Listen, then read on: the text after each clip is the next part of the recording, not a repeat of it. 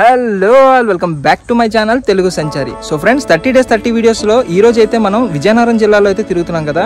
నిన్నైతే మనం రామతీర్థం పైకి అయితే వెళ్ళాం, కొండపైకి. ఈరోజు అయితే మనం టెంపుల్ దగ్గరికి అయితే వెళ్దాం. మరి ఇంకెందుకు ఆలస్యం, మన వీడియోలోకి అయితే వెళ్ళిపోదాం, వచ్చేయండి. 20 రూపాయలు అయితే పార్కింగ్ అయితే ఛార్జ్ చేశారు. ఇక్కడ కేశఖండనశాల కూడా ఉంది, 40 రూపీస్ అంట మనిషికి.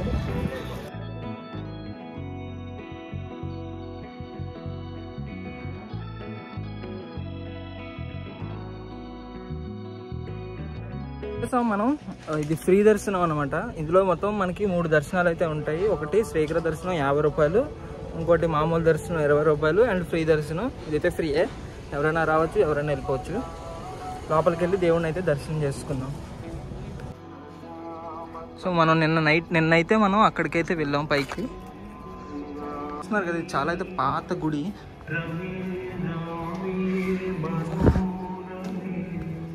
కొండ బ్యాక్ డ్రాప్ లో టెంపుల్ అయితే చాలా బాగుంది.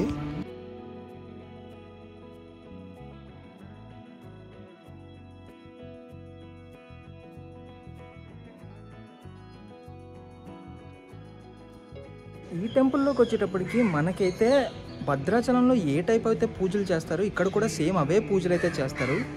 మీకు నిన్న నా వీడియో ఎవరైతే చూడలేదో ఆ వీడియోలో అయితే పూర్తిగా అయితే ఎక్స్ప్లెయిన్ చేశాను. సో రాముడు వనవాసం చేసినప్పుడు ఇక్కడికి వచ్చి ఇక్కడ వనవాసం అయితే చేశారనమాట. ఇంకో అట్రాక్షన్ అయితే ఈ తాబేళ్ళు అండి. చూడండి ఎలా చూస్తున్నాయో, లోపల పోతున్నాయి.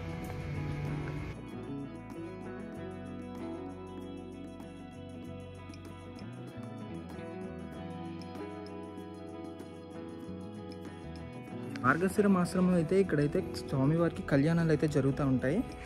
లోపలికి అయితే కెమెరా ఎలా లేదు, అందుకే నేను గర్భగుడిలో అయితే వీడియో అయితే తీయలేకపోయాను. మీరు వచ్చినప్పుడు డెఫినెట్గా విజిట్ చేయండి. ఇక్కడికి చాలా బాగున్నది. మీరు ఒక డివైన్ ఫీల్డ్లోకి అయితే వెళ్ళిపోతారు. మనకి ఇక్కడ అన్నప్రసాదనశాల కూడా ఉంది. ఇక్కడైతే మనకి 12 o'clock నుంచి అయితే స్టార్ట్ చేస్తారు. మేము వచ్చే టైంకి అయితే అయిపోయింది, ప్రస్తుతానికి 1 గంట అయింది. నా బ్యాక్ సైడ్ అలాగే కోనేరు కూడా ఉంది, చూస్తున్నారు కదా, చాలా బాగుంది. ఇక్కడైతే మనకి అన్నదాన సత్రంలో అన్నం అయితే దొరకలేదు కదా. సో ఇక్కడ కూడా అక్కడి నుంచి ఇక్కడికి ఒక 1/2 kilometer ఉంటుంది. 1/2 kilometerలో మనకి అన్నదాన సత్రం అయితే ఉంటుంది. ఎప్పుడు వచ్చినా పెడతారంట. లోపలికి వెళ్ళి అది కూడా చూద్దాం. అన్నదానం అయితే చేశాను, బాగానే ఉన్నది. మీరు కూడా ట్రై చేయండి, బాగానే ఉంది. రామతీర్థం నుంచి విజయనగరం రావడానికి 14 kilometers అయితే పడుతుంది. కోట చూస్తున్నారు కదా, ఇది విజయనగరం కోట. నుంచి ఇక్కడికి వచ్చిన వెంటనే మనకి ఇందులో ఏమేమి ఉన్నాయో ఇక్కడైతే మనకి లిస్ట్ అయితే రాశారు. ఇది మనకి కోట సింహద్వారం. ద్వారానికి అటువైపు ఇటువైపు టెంపుల్స్ అయితే ఉన్నాయి. ఒకటి ఆంజనేయ స్వామి టెంపుల్ అయితే, ఇంకోటి మహాలక్ష్మీదేవి టెంపుల్. రాజులు బయటకు వెళ్ళేటప్పుడు ఇక్కడ దర్శనం చేసుకుని వెళ్ళాం. ఇక్కడ నుంచి మనం అయితే వచ్చేసాం కదా ఇక్కడికి. సో ఇక్కడ చూస్తున్నట్లయితే మనం కోటలోకి అయితే ఎంట్రన్స్ అయితే అయిపోయాము. పూర్వం ఇక్కడికైతే మనకి ఒక బెల్ అయితే ఉండేది. ప్రజలు వాళ్ళ సమస్యలు తీర్చుకోవడానికి అక్కడికి వచ్చి ఆ బెల్ కొడితే రాజులు వచ్చి సమస్యలు తీర్చేవారు. ఈ గుమ్మాన్ని నగరకానా అని కూడా అంటారు. అప్పట్లో మరాఠీ వాళ్ళతో యుద్ధం చేసి ఈ గుమ్మాన్ని అయితే కట్టించారు. ఇప్పుడు ఈ కోటను మొత్తాన్ని మనకి కాలేజెస్ లా మార్చేశారు. చూస్తున్నారు కదా, ఇతనే రాజు. మొత్తం pharmacy, engineering and degree colleges అయితే మనకి ఇక్కడ ఉన్నాయి. ఇంకొకటి మేనేజ్మెంట్ స్టడీస్ కూడా ఉంది. ఇంకా కన్స్ట్రక్షన్ అయితే జరుగుతుంది. పెద్ద అసెంబ్లీ అయితే ఇక్కడ ఉంది మనకి. ఇంకా ఇక్కడ మనకి స్కూల్ కూడా ఉంది. ఎంట్రన్స్ లో మోతీ మహల్ అయితే కనిపించింది కదా, అది రీసెంట్ గానే స్టార్ట్ చేశారు, కానీ కన్స్ట్రక్షన్ అయితే చాలా స్పీడ్ గా అయిపోయింది. కోటలో అయితే తిరుగుతున్నాం కదా, కోటలోకి వెళ్ళేటప్పటికి ఇక్కడ మనకి ఒక స్తంభం లాంటిది అయితే ఉంది. సో ఇక్కడికి వెళ్ళి పైనుంచి వ్యూ కూడా చూసేద్దాం. విజయనగర రాజుల జెండా అయితే పైన అయితే ఎగురుతుందండి, చూస్తున్నారు కదా. చుట్టూ ఉన్న లొకేషన్స్ కూడా అద్భుతం అనే చెప్పాలి. ఈ కోట 1713లో అయితే కన్స్ట్రక్ట్ చేశారు. మొత్తం 26 acres లో అయితే ఉంది. ఇది చూస్తున్నారు కదా, దీన్నే కందకం అంటారు. దీంట్లో ముసళ్ళు అయితే ఉండేవి, ఇప్పుడైతే లేవు.